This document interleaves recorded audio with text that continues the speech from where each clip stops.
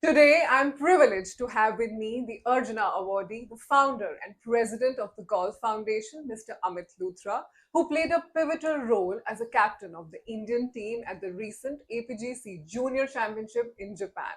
Five young golfers were selected from his foundation to represent India, a testament to the foundation's commitment to nurturing budding talent. Thank you, Mr. Luthra, for talking to me. How are you feeling today? I am great. Pleasure always to be with the great Anant. Always pleasure. Thank you. So, five golfers, five out of six golfers were selected from your foundation. How do you feel about that? Great. Like you said, it's a good testament about the talent in India and more so in the foundation.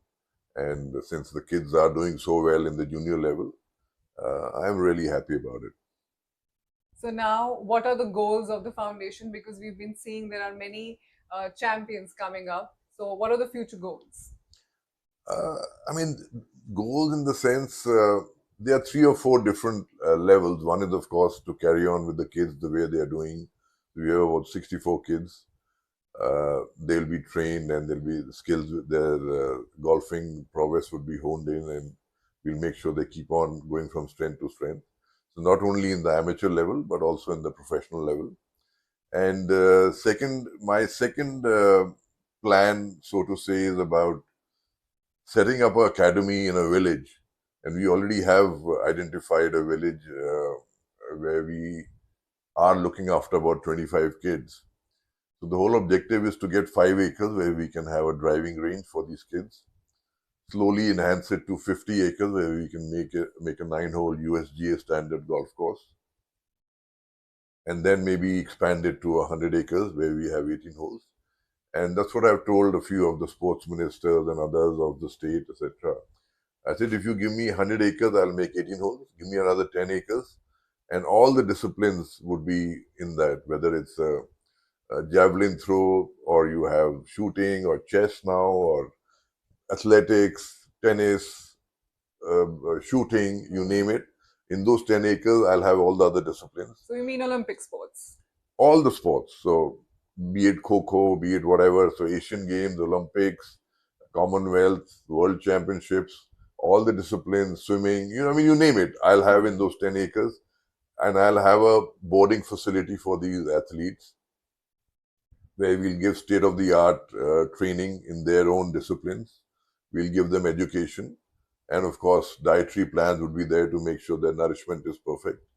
And in that 110 acres, there'll be a lot of bonding amongst the players also. And we will start it with one state, and then the other state would replicate it. So it's not a question of will we win a medal in the Olympics or will we win a gold medal in the various sports. It's when will we win it? Whether in 4 years from now, 8 years, or 14, 16 years, whatever. It's just a question of time, because once I reach the 1.4 billion diaspora, it's just a question of time by when they would be nurtured and, come up to speed. So, the Golf Foundation is venturing into other sports as well. We can say that. Well, not right now, but like I said, I mean, my whole primary objective is golf.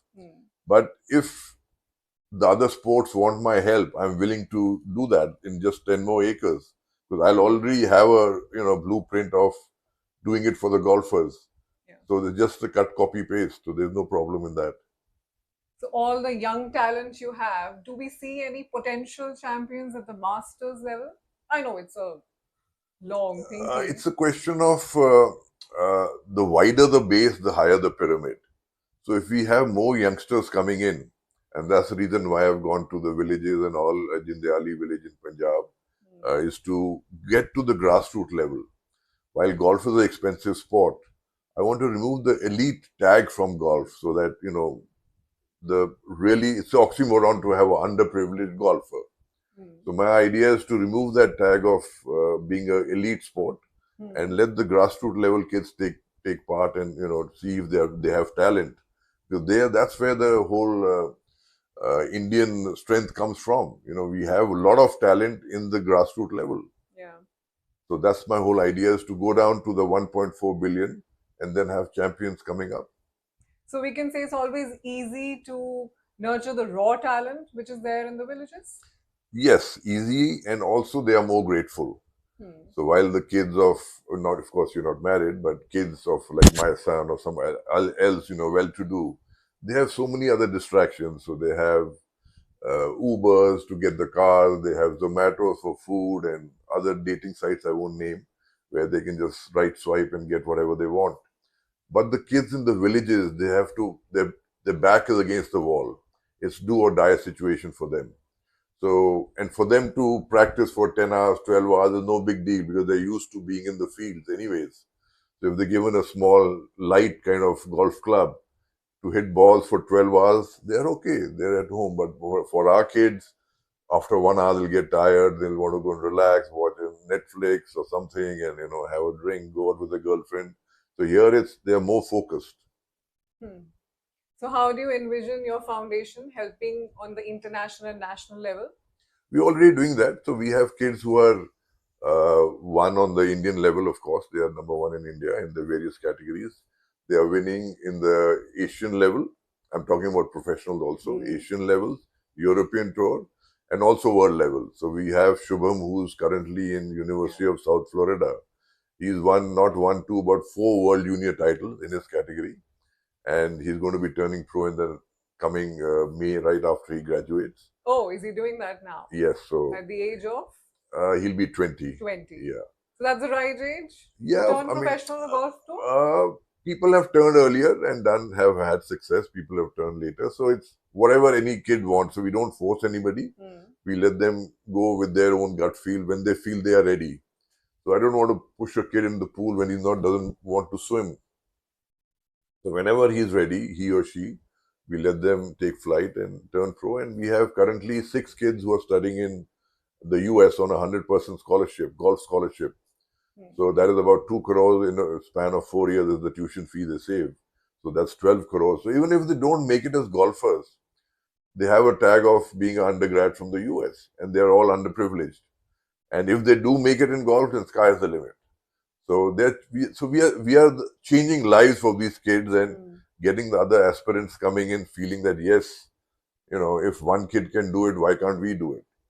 And it's like a snowballing effect. We've helped about 600 kids so far, various levels. So what we do is we try and make them top pros. If they don't become pros, as amateurs, we get them enrolled into oil companies.